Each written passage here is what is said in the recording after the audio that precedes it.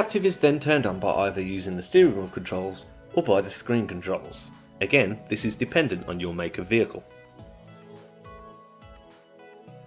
The prominent feature of the Adaptiv is the iGo navigation software, which works in correlation with your GPS connector and the navigation SD card.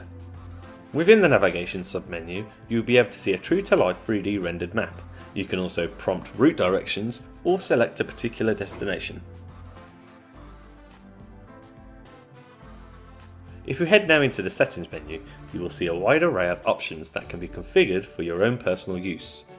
These include a selection of different languages, the choice of using your HDMI port with either an Apple or Android platform, as well as the option to change the colour tone and the brightness and contrast of the Adaptiv menus.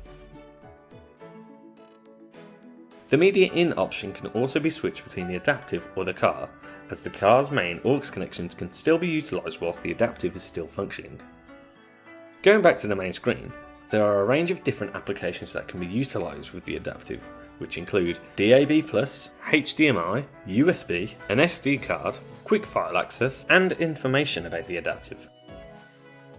You can also access a fully adjustable sound menu, which can alter all of the applications, these including the Navi, Media In, USB, DAB, and HDMI.